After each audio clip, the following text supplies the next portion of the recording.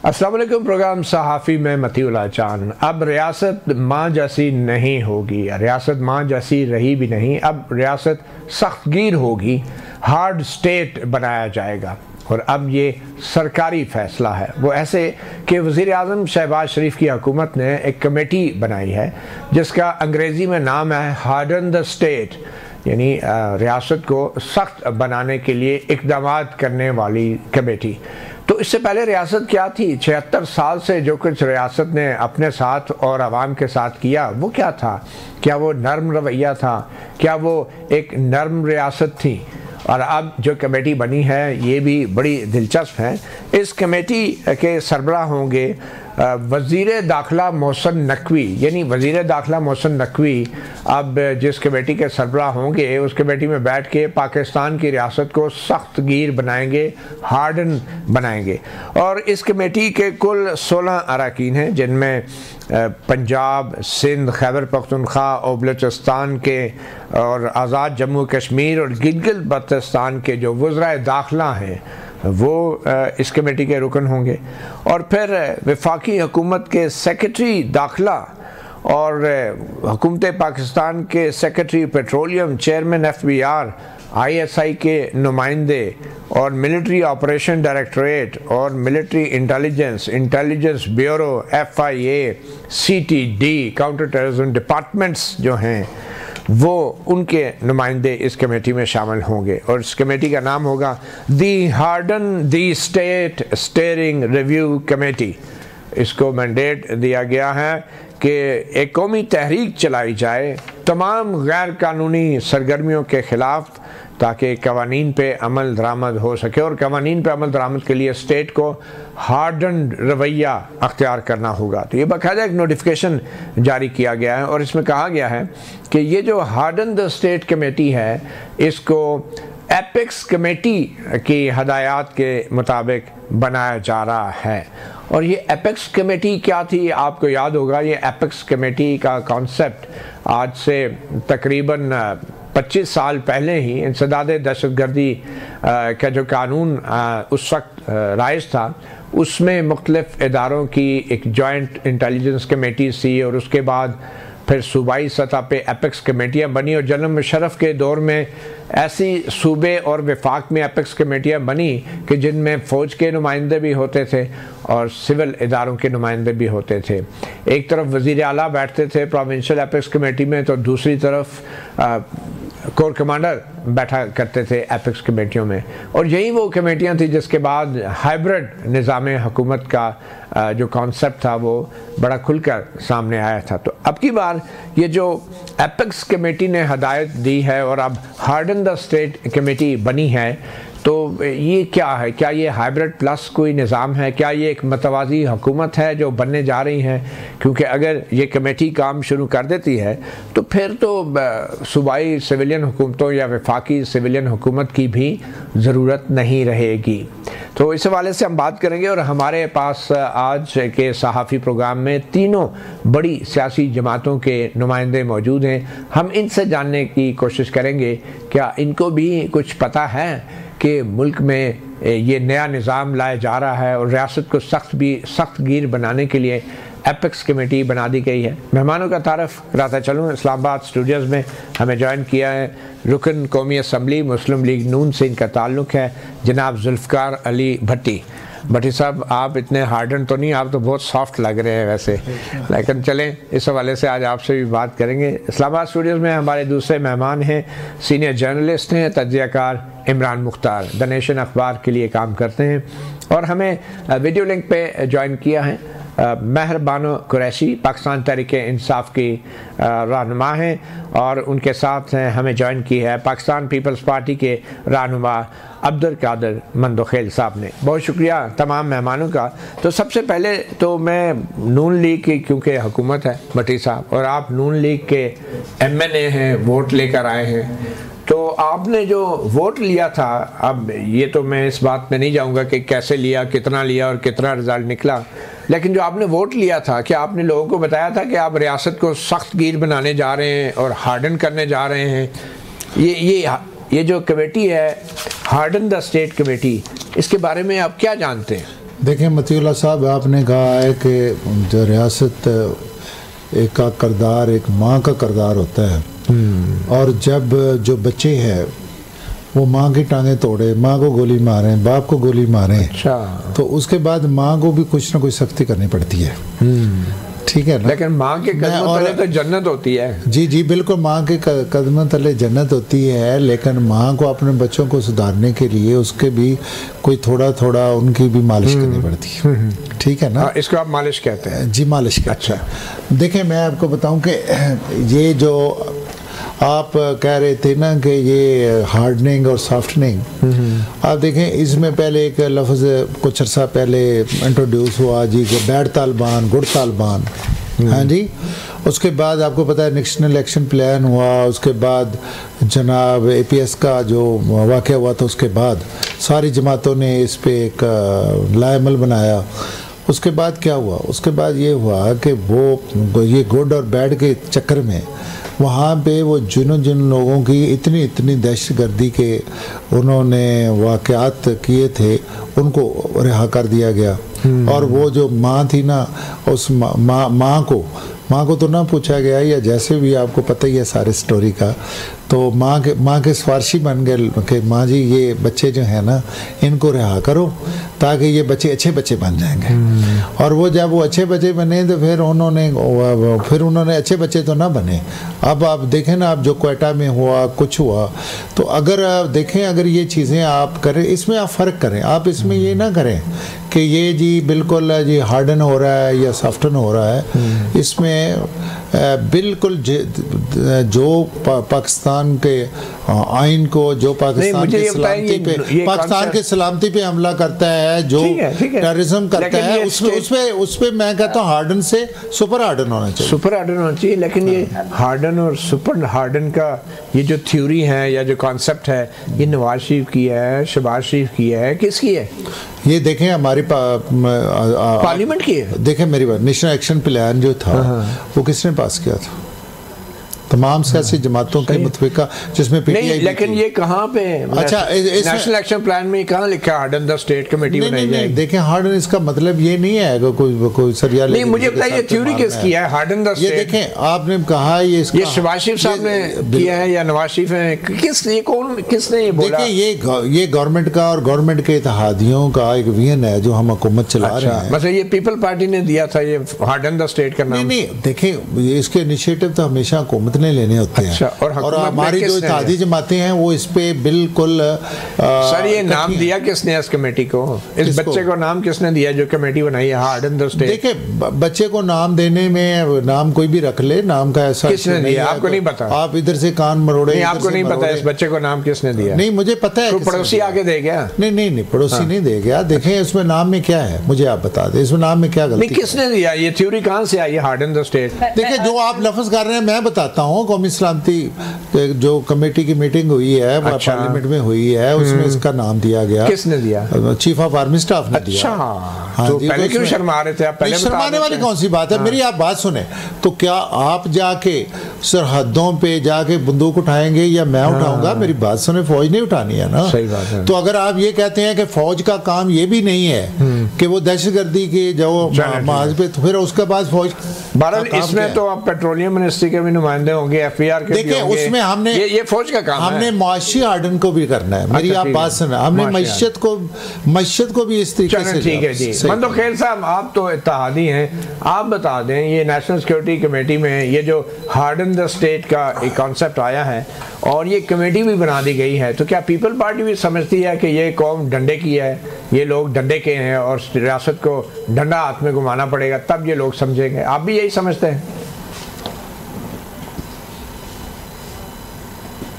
अदम तशद्दुद की पॉलिसी पर प्यारा है और आपने बड़ी गोल मोल करके और बड़ी आपने प्रेशर किया भट्टी साहब से उगलवाने की, जबकि आपको पता है कि ये स्टेटमेंट जो वो आर्मी चीफ का था हार्ड स्टेट बनाने का, खामखाइज मासूम आदमी को आप तंग करे थे। अच्छा। तो सवाल ये कि यकीनन मैं भट्टी साहब की इस बात से भी इत्तेफाक करता हूँ कि अगर बच्चा खुद माँ के ऊपर जो ना वो डंडे बरसाए और तो यकीनन फिर माँ को थोड़ी सख्ती करनी पड़ती है। लेकिन मैं समझ रहा हूँ कि सारी सख्ती जो भी है कानून के दायरे में होना चाहिए। आपको माजी में याद दिला दूँ, पीपल्स पार्टी की हुकूमत 2008 पे ये जो तालिबान थे ये तो इस्लामाबाद के पहाड़ियों तक आ गए, आप इस चीज़ के गवाह है। और पूरा का पूरा जो ना खैबर पख्तूनख्वा जो ना वो तालिबान चला रहे थे, जो कि आज भी चला रहे हैं। मैं इस बात की भी कायल हूँ, आज भी चला रहे हैं। लेकिन उस वक्त पीपल्स पार्टी ने पाक फौज और फोर्सेस की मदद से उनको धकेल दिए और उनके ठिकाने ख़त्म कर दिए। मगर फिर जब जनरल फैज़ ने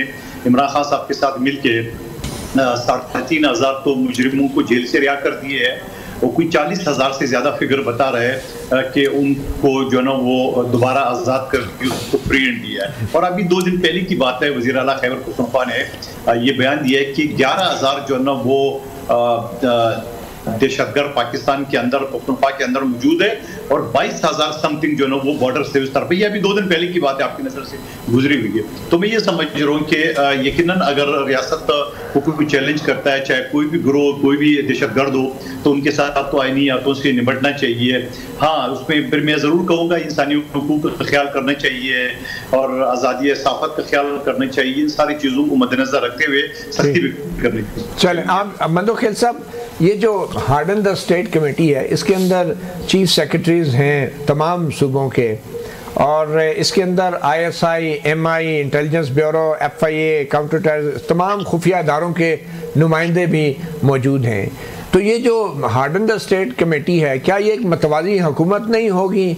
और अगर सारा काम इस हार्डन द स्टेट कमेटी ने करना है तो फिर शहबाज शरीफ साहब ने और आसिफ अली जरदारी साहब ने या मुराद अली शाह ने फिर क्या करना है?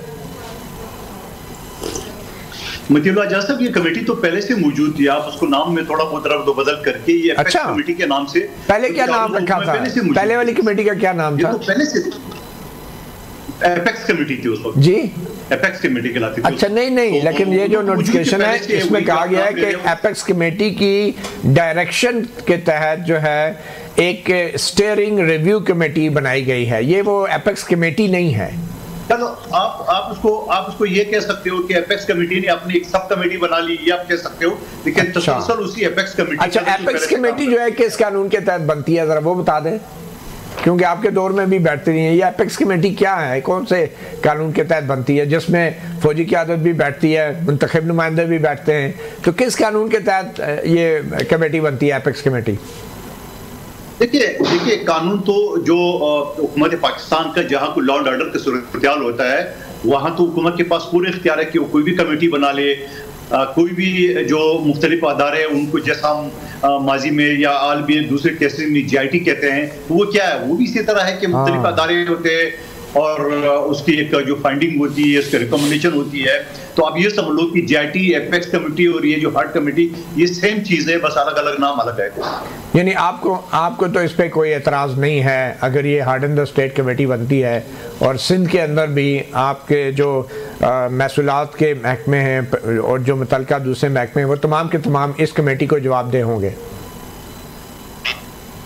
देखिए, जब हुकूमत पाकिस्तान कोई कमेटी बना लेती है तो उस कमेटी को यकीनन आइन और कानून की जो है ना वो तायद हासिल होती है उस बेस पे। आप ये तो नहीं कह सकते हो खैबर पख्तूनख्वा साहब, आखिर ये बता दें, ये सूबाई खुद मुख्तारी कहाँ गई? आपका वफाकी वज़ीर दाखिला जब चारों सूबों के सेक्रेटरी दाखिला या उनको प्रिजाइड करेगा तो फिर सूबाई खुद मुख्तारी कहाँ गई? लॉ एंड ऑर्डर तो सूबों का मसला है, इसमें वफाकी वज़ीर दाखिला कैसे किसी कमेटी में बैठ के सूबों को हिदायत दे सकता है? जी बिल्कुल, आपने दुरुस्त फरमाया। 18वीं तरमीम के तहत जो ना वो सूबाई खुद मुख्तारी या जो लॉ एंड ऑर्डर है वो सूबों की जिम्मेदारी है, मगर इसका मतलब ये नहीं है कि वो वफाक बरी जिम्मा है। वहाँ के अदारे जैसे फौज है, नेवी है, एयरफोर्स है या दूसरी जो अदारे हैं और यकीनन पुलिस भी है। आज भी पुलिस से सूबे का नुमाइंदा वफाक का होता है, तो आप ये नहीं कह सकते हो कि वफाक बरी जिम्मा है। वफाक उनके साथ बराबर के शाना बशाना होंगे, उनकी जिम्मेदारी इतनी बनती है जितनी सूबाई है। लेकिन जो फर्स्ट प्रायोरिटी है या फर्स्ट स्टेज है वो यकीनन पुलिस और जुडिशरी सूबाई महकमे होता है, तो उसके तहत जो है ना उसको करते हैं। लेकिन वफाक उसको मॉनिटर करते हैं और आप देख रहे हैं कि 18वीं तरमीम के बाद भी मुसलसल वजीर दाखिला वफाक का मौजूद था, मगर आजकल तो 3 वज़ीर दाखिला है। यकीनन मैं कहता हूँ एफिशिएंसी बेहतर होगी, कारकर्दगी बेहतर होगी। जहाँ हुकूमत ने 3 वज़ीर रखे हैं तो यकीनन सोच के रखे होंगे। चलें, अच्छा है, वज़ीर दाखिला मोहसिन नकवी के साथ मिलकर आप लोग काम करने को तैयार हैं। मेहरबानो कुरैशी, आपसे ये सवाल है, PTI तो बड़ा इस बात पे मैंडेट पे बिलीव करती है, अवाम की दिए हुए मैंडेट पे, तो क्या खैबर पख्तूनख्वा की हुकूमत भी इस हार्डन द स्टेट कमेटी में शामिल होने के लिए तैयार हैं? और आपने भी मोहसिन नकवी साहब की सदारत की इस कमेटी को कबूल है कर लिया है?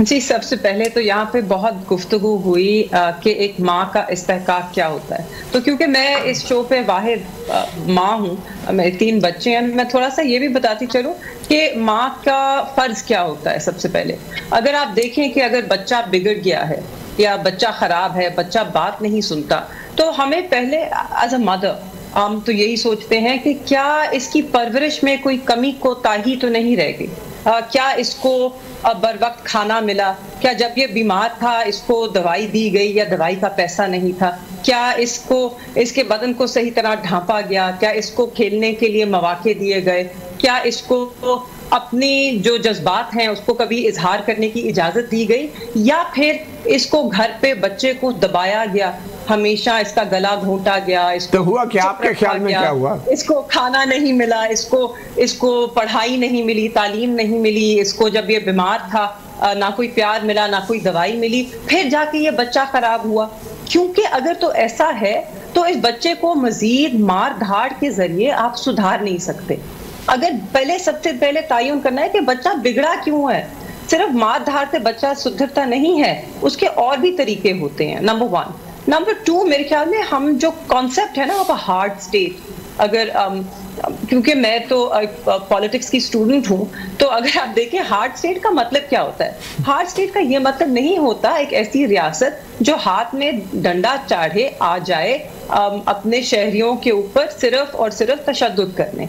हार्ड स्टेट का मतलब होता है एक इफेक्टिव सेंट्रलाइज्ड गवर्नमेंट जिसका गवर्नेंस पे भी उतना ही कंट्रोल है कि जितना उसके बॉर्डर्स और सिक्योरिटी पे।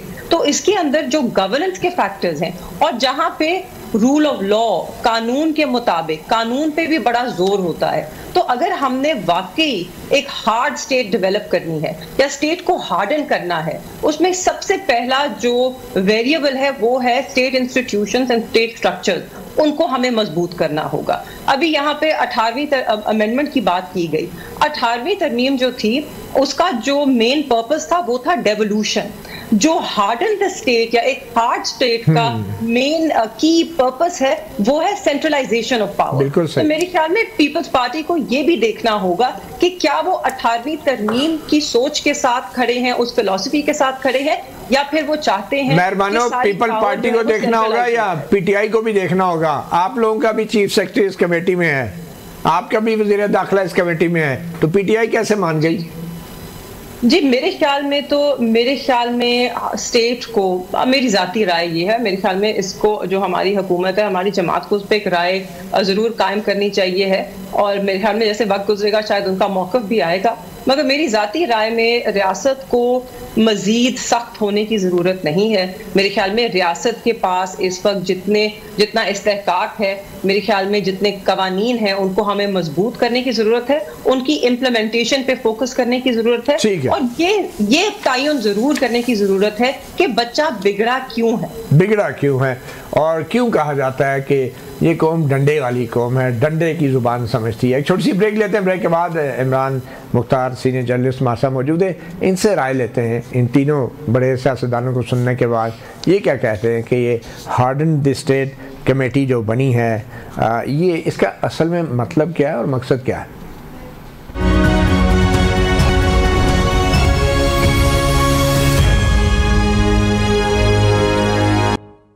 Welcome back. साफ़ी प्रोग्राम में इमरान मुख्तार साहब, हार्डन द स्टेट कमेटी, ये क्या हाइब्रिड प्लस निज़ाम की तरफ हम जा रहे हैं? ये क्यों इस तरह का तासुर दिया जा रहा है कि रूल ऑफ लॉ के बगैर सिर्फ डंडे के साथ रियासत को मजबूत बनाया जा सकता है? मतीउल्लाह जहाँ साहब, देखें जो बाहर की दुनिया में पाकिस्तान के क्रिटिक्स बैठे हैं या हमारे जो इंटरनली लोग क्रिटिकल हैं यहाँ पे, वो एक लफ्ज़ यूज़ करते हैं सिक्योरिटी स्टेट है पाकिस्तान, और उसके बाद एक वर्ड यूज़ होता है कि पाकिस्तान पुलिस स्टेट है, लेकिन एक ये नया लफ्ज़ खुद ही ले आए हैं जी, हार्ड स्टेट। और मेरा ख्याल है ये सिक्योरिटी इस्टेब्लिशमेंट का आइडिया है, क्योंकि इसका सबसे पहले जो इस्तेमाल किया गया था, कहा नहीं शहबाज शरीफ साहब ने नहीं आर्मी चीफ का दिया हुआ नाम है बच्चे को, नहीं वो आर्मी चीफ साहब ने आर्मी चीफ साहब ने भी उसमें जिक्र किया पार्लियामेंट्री कमेटी और नेशनल सिक्योरिटी में कि हम इसको ट्रांसफॉर्म करेंगे। लेकिन हम इससे पहले जाएं तो सरफराज बुगटी जब इंटरिम इंटीरियर मिनिस्टर एक ही बात है ना, वो उनके बड़े करीब थे, तो वो सबसे पहले उन्होंने यूज करना शुरू किया। लेकिन अब अगर इस कमेटी को हम देखें जो कि अभी 28 जनवरी को मेरा ख्याल ये जी 28 जनवरी का नोटिफिकेशन है गजट ऑफ पाकिस्तान, और एपेक्स कमेटी के नाम पे ये जारी किया गया। एपेक्स कमेटी का अपना एपेक्स कमेटी का अपना कोई लीगल फ्रेमवर्क नहीं। आपको पता है नैप जब बना था, नेशनल एक्शन प्लान APS के वाक़े के बाद, तो उसके तहत एपेक्स कमेटीज बनाई गई थी जिन पे खुद तनकीद थी कि जो सिविलियन रूल ऑफ लॉ है इसको अंडरमाइन ये एपेक्स कमेटी कर रही हैं। तो इसमें जो अभी जो harden the state committee interior minister की सरबराही में बनाई गई है, इसको जो रोज़ दिए गए हैं, क्योंकि उसकी 2 मीटिंग्स हुई हैं, एक लास्ट मंडे को हुई है, एक इससे पहले हुई है। उसमें जो चीज़ें डिस्कस हुई हैं, ये 2-3 चीज़ें इसमें सामने आती हैं कि एक तो ये सिविलियन जो रूल है इसको, रूल ऑफ लॉ इसको अंडरमाइन करेगी, दूसरा ये 18th अमेंडमेंट है उसको भी वायलेट करती है, और तीसरा ये कि जो बहुत सारे इदारे हैं उसके ऊपर एक सुपर बॉडी बन गई।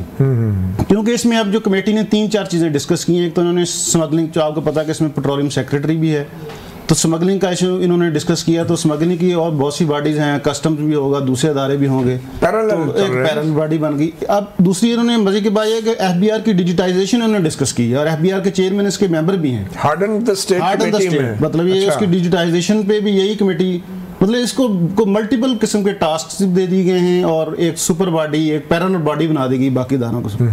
तो आप ये कह रहे हैं कि इस हार्डन द स्टेट कमेटी का जो आइडिया है इसको बेसिकली आर्मी चीफ लीड कर रहे हैं और मिलिट्री एस्टैब्लिशमेंट, ये गवर्नमेंट का इनिशिएटिव है, उनका आइडिया है ये बिल्कुल। क्योंकि जब इंटरिम गवर्नमेंट थी उस टाइम से ये वर्ड यूज होना शुरू हुआ था कि हम, और सरफराज बुगटी जो कि अदारों के बड़े करीब हैं उन्होंने यूज करना शुरू किया था। तो आर्मी चीफ ने खुद भी अब जो पार्लियामेंट्री कमेटी और नेशनल सिक्योरिटी, उसमें खुद भी उन्होंने कहा, इसका मतलब यही है कि ये उन्हीं की तरफ से एक आइडिया है, कोई नया ये चीज़ लेके आए हैं जी कि इस मुल्क को हमने हार्ड स्टेट में ट्रांसफॉर्म करना है। अच्छा, बट ये सब ये जो हार्ड स्टेट का कॉन्सेप्ट आपको दिया गया है, ये आप अपने अवाम, अपने वोटर को कैसे समझाएंगे कि ये हार्डन द स्टेट कमेटी है क्या, और ये लोगों के लिए क्यों मुफीद है, फ़ायदेमंद है? मतलब भाई आम लोगों को, जो अवाम है ना, उसको तहफ़्फ़ुज़ चाहिए, उसको लॉ एंड ऑर्डर चाहिए, उसको माशी लिहाज से खुशहाली चाहिए, उसको रोटी चाहिए, उसको गुर्बत से निकलना चाहिए, उसको रोजगार देना चाहिए। चाहे कोई डिक्टेटर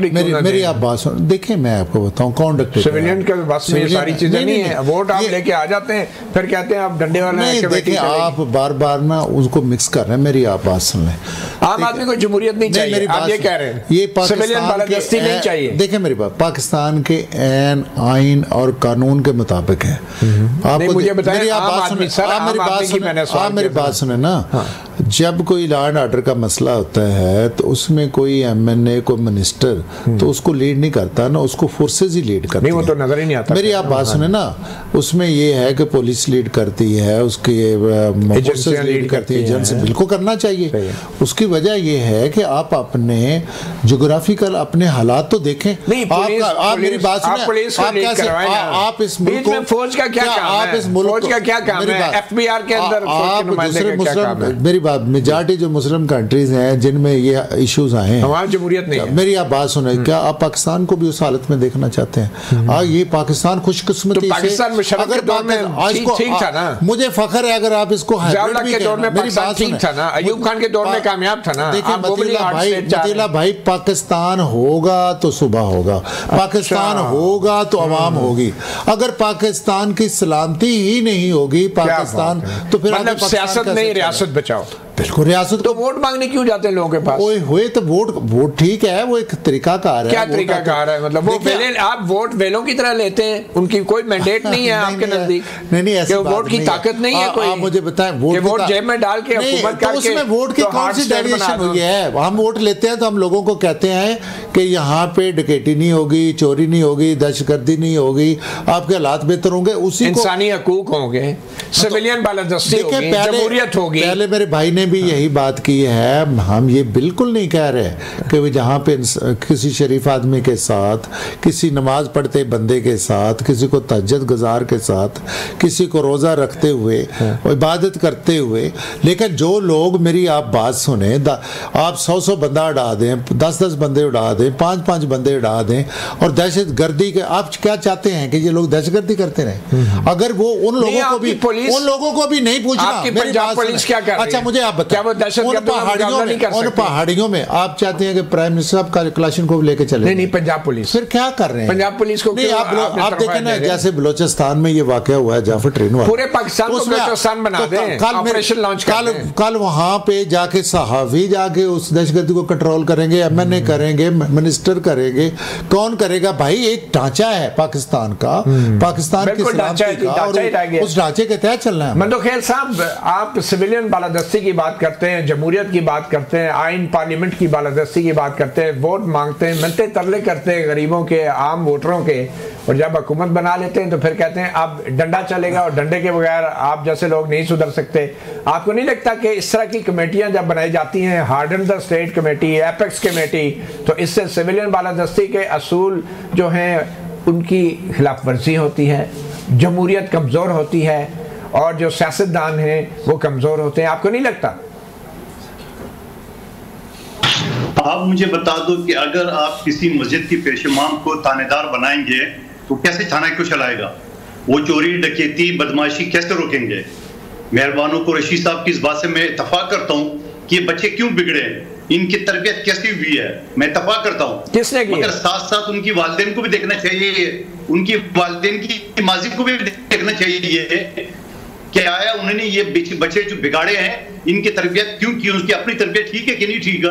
तो सवाल ये है, आप मुझे बता दो, एक एमएनए जब आवाम से वोट मांगते हैं, आपको बताइए, बार बार ये बात मैं कहता आ रहा हूँ, हम वोट मांगते हैं कि हम वैसे एमएनए एमपीए के क्या काम है? कानून साजी।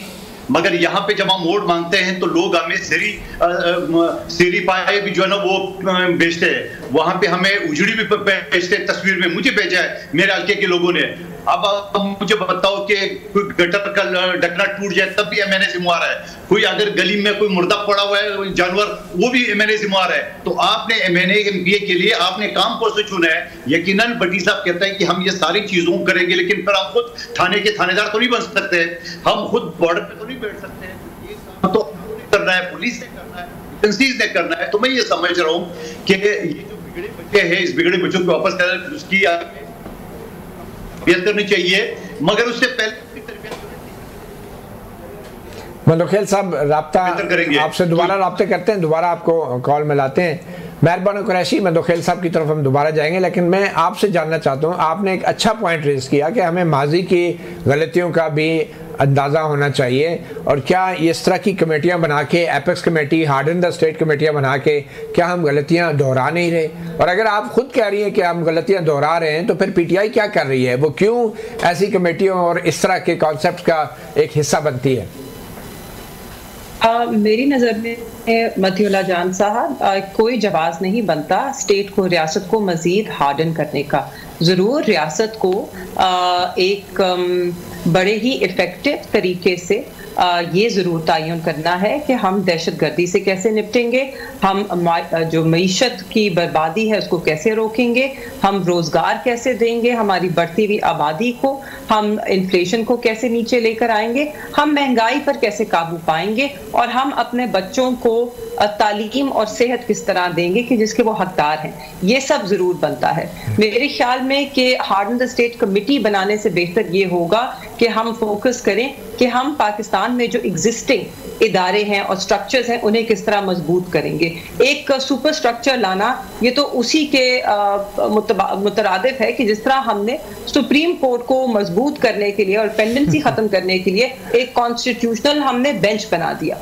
अब वो कॉन्स्टिट्यूशनल बेंच बना के हमने एक पैरेलल सिस्टम खड़ा कर दिया और हमने एक और लेयर डाल दी कि जिससे पेंडेंसी कम नहीं होगी, मेरे ख्याल में पेंडेंसी मजीद बढ़ेगी, क्योंकि एक और अदालत हमने ऊपर लगा दी कि उस तक भी अब हमने पहुंचना है। और आपने देखा होगा कि जितने महीनों से ये आईनी बेंच बनी है, पेंडेंसी ना कम हुई है, ना ही इसने कोई आईनी मामलात पे अभी तक कोई वाज़ेह जजमेंट दिया है या कोई ऐसा ऑर्डर आया है कि जिससे हमें लगे कि इस तरमीम के जरिए कोई बेहतरी आई है जुडिशल निज़ाम में। हाँ, ये जरूर हमें नजर आता है कि बहुत सारे नुक्स खड़े हुए हैं निज़ाम में और बहुत सारी डिस्टॉर्शंस आई हैं। तो मेरे ख्याल में सुपर स्ट्रक्चर्स बना के हम मजीद डिस्टॉर्शंस क्रिएट कर रहे हैं अपनी रियासत के निज़ाम में। हमें उस निज़ाम को मजबूत करना होगा। मैं बानो कुरैशी, पाकिस्तान के बारे में कहा जाता है we are one of the most over legislated countries, और हम बचपन में सुना करते थे कि नालायकों का बस्ता भारी।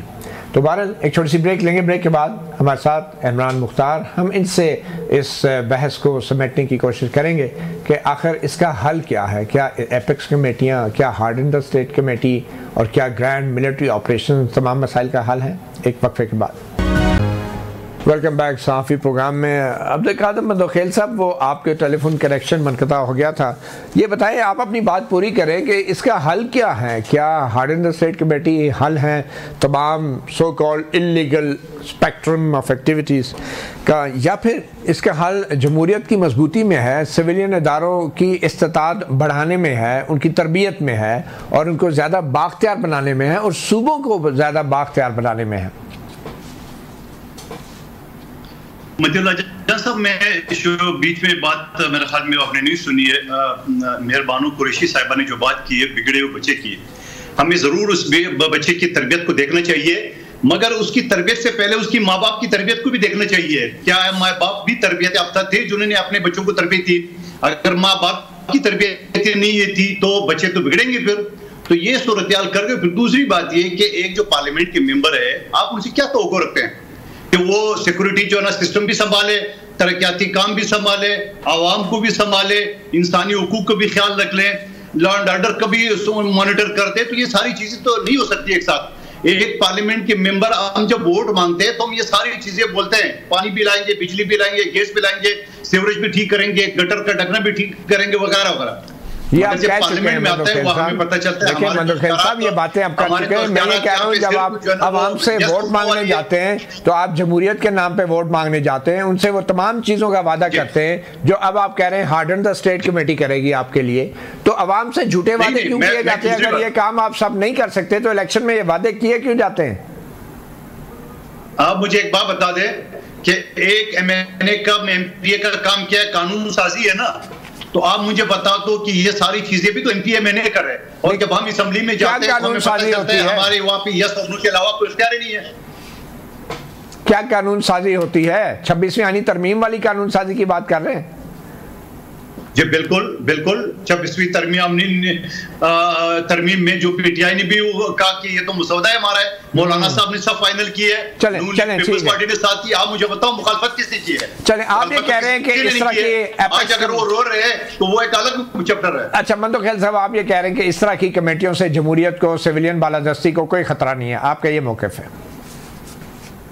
मेरे ख्याल में देखिए, यकीनन जब आप एक थानेदार को करते हैं तो वो 10 अगर चोर पकड़ते हैं तो एक आध डंडा शरीफ आदमी को भी पड़ता है। तो हमें as a parliament, as a सियासी पार्टी, हमें उसके ऊपर नजर रखनी चाहिए। और आप जैसे जो जैद जर्नलिस्ट है वो हाईलाइट करेंगे, असेंबली में हमने बात करनी है, तो मैं ये नहीं कहूंगा कि थानेदार को आप थाना वाले करेंगे तो सारे चोर पकड़ेंगे, शरीफ आदमी को भी डंडा पड़ सकता है, उसका ख्याल रखना पड़ेगा। बहरहाल हमारे पे बात आई गई है तो फिर मैं तो मशवरा दूंगा आप सुलह कर लें फिर इस्टेब्लिशमेंट से। इमरान मुख्तार साहब, ये क्या सोल्यूशन क्या है इसका? आपको क्या लग रहा है कि मुल्क किस तरफ जा रहा है? क्या हम जमहूरियत और सिविलियन बालादस्ती की तरफ जा रहे हैं या फिर हम किसी और तरफ जा रहे हैं और ये मामला जो है सियासतदानों के देखते देखते उनके हाथों से सारी चीज़ें निकल जाएंगी?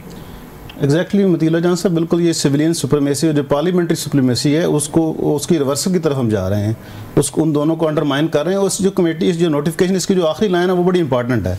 वो ये है कि आपने पढ़ा होगा शायद, the committee will evolve and implement laws to harden the state, यानी उसने पार्लियामेंट का रोल भी टेक ओवर कर लिया, इवॉल्व लॉज, स्टेट को हार्डन करना। हाँ, स्टेट को हार्डन करेगी। ये मुझे पार्लियामेंट का काम है ना कि लॉज, अगर पार्लियामेंट समझ रही है कि जो एंटी टेररिज्म लॉज हैं उनमें कोई तब्दीली की जरूरत है तो पार्लियामेंट में डिबेट हो, उस पर बातचीत की जाए और वो उनको मजीद इंप्रूव करे।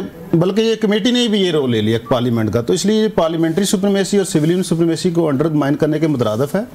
और मेरा ख्याल है कि जो अदारे जिनका ये काम है, एंटी स्मगलिंग या FBI की डिजिटाइजेशन या बाकी चीज़ें, जो इंटीरियर का रोल है, वो अपना अपना रोल सारे इन्हांस करें, और पार्लियामेंट का काम है कि पॉलिसी गाइडलाइंस दे गवर्नमेंट को, और पार्लियामेंट का काम है कि लॉज को इन्फोर्स करने के लिए, लॉज को मज़ीद स्ट्रेंथन करने के लिए उस पर डिबेट करे और डिस्कशन करे। और दूसरी बात यह है कि सारी जो पॉलिटिकल स्टेक होल्डर्स हैं उनको ऑन बोर्ड करने की ज़रूरत है। आपको पता है कि parliamentary committee on national security जब हुई उसमें PTI नहीं थी, और उसको उस फोरम पे लाने के लिए उस तरह से कोशिशें भी नहीं की जाएँ। तो इसलिए अगर हमने टेररिज्म को ख़त्म करना है, एक पूरा रिजॉल्व दिखाना है इसको ख़त्म करने के लिए, तो हमें मेरा ख्याल है सारी जो पॉलिटिकल फोर्सेस हैं उनको एक पेज पे लाने की ज़रूरत है, और पार्लियामेंट उस पर पॉलिसी गाइडलाइंस। ठीक है मेहरबानो, आजकल के हालात में आप समझती हैं कि इस तरह की कमेटियां बनाने से रियासत मजबूत होगी, या फिर अवामी सपोर्ट को मोबिलाइज करने से ये रियासत मजबूत होगी, और इस वक्त सूरत हाल क्या है?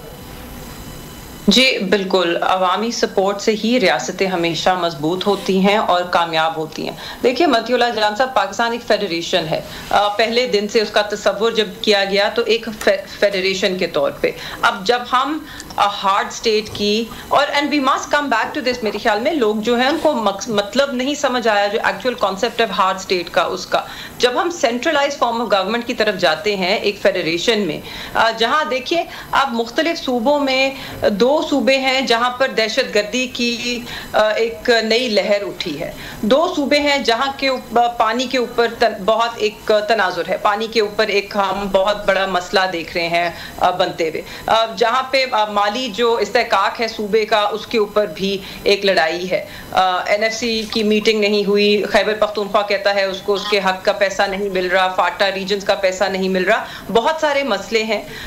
फेडरेशन में अगर आप सेंट्रलाइज गवर्नमेंट की तरफ चले जाएं, डेवोल्यूशन ऑफ पावर से दूर चले जाएं, तो इससे फेडरेशन को खतरा लाहक है। एक तरफ जहां टेररिज्म है, जहां इकोनॉमिक इनसिक्योरिटी है, जहां पे आपके रिसोर्स मैनेजमेंट पे मसले मसाइल हैं, गैस का भी बड़ा मसला है। बलूचिस्तान के लोग कहते हैं कि उन्हीं के सूबे से निकलती है, उन्हीं को नहीं मिलती है। तो जहां पे ये सारे मसले हैं, वहां पे to go towards greater centralisation, सख्ती से उसको सिर्फ इम्प्लीमेंट करना, इंगेज ना करना, इससे चीजें बेहतरी की तरफ नहीं जाएंगी। मेरे ख्याल में जो बलूचिस्तान का मसला भी है, वहां पर मेरा जाती ये व्यू है, BLA बिल्कुल एक दहशतगर्द तंजीम है, मगर बलूचिस्तान में जो बाकी स्टेक होल्डर्स हैं जो पुरअमन हैं, चाहे वो बलोच यकजहती कमेटी हो, चाहे वहाँ की सियासी जमातें हो जो पार्लियामान में हैं, जो पार्लियामान से बाहर हैं, उन सबको हमें इंगेज करना होगा। अगर आप तारीख पढ़ें, आप देखें कि कहाँ काउंटर इंसर्जेंसी सक्सेसफुल हुई है, वो वहाँ सक्सेसफुल हुई है कि जहाँ पे आपने लोगों को, अवाम को इंगेज किया है, और जो दहशतगर्द है उसको एलियनेट किया है। बट इस सब वफाकी वज़ीर दाखिला मोहसिन नकवी की क़यादत में इस हार्डन द स्टेट कमेटी को आप भरपूर उसकी हिमायत करते? बिल्कुल जी, हम भरपूर हिमायत नहीं करते, बल्कि हमने तो बनाई है ये। अच्छा, आपने बनाई है? अच्छा, मेरी बात सुने। देखें आप, जब मैंने पहले भी बात की है, जब पाकिस्तान की सलामती का मामला हो तो उसमें सिविलियन और आर्मड फोर्सेस का बिल्कुल आइन में रोल ही इकट्ठा है। इसमें कोई ऐसा नहीं कि ये नहीं, बल्कि अगर सलामती का मामला हो तो सिविलियन का तो रोल ही निकाल देना चाहिए। पहले मुल्क आता है, फिर सियासत आती है। ऐसी बात आपने यही कहा था अभी कुछ देर पहले, क्या आपने कहा था कि मुल्क की सलामती ज्यादा अहम है या कोई और चीज? तो फिर तो अयूब खान ने भी ठीक मार्शल लगाया, ज़िया-उल-हक ने भी ठीक मार्शल लगाया, मुशर्रफ ने नवाज शरीफ के साथ बिल्कुल सही किया। ये बात आप उस साइड पे क्यों जा रहे हैं? अच्छा, उस साइड पे नहीं जाते, बिल्कुल ऐसी। चलिए आप अपनी साइड पे ले आए। तो आप ये इसको कोई सिविलियन सुपरमेसी पे कोई डाका नहीं है, कोई डाका नहीं है। सिविलियन हुकूमत सुपरमेसी होती है, डाका होता है। इसका देखें हेड कौन है? सिविलियन है। सिविलियन, वैसे मोहसिन नकवी जैसा सिविलियन तो कोई नहीं। वो देखो ये है तो सिविलियन है। बहुत शुक्रिया, है तो सिविलियन है। वैसे तो सारी हुकूमत ही सिविलियन है। साफी प्रोग्राम से इतना ही, इजाज़त दीजिए, अल्लाह हाफिज़।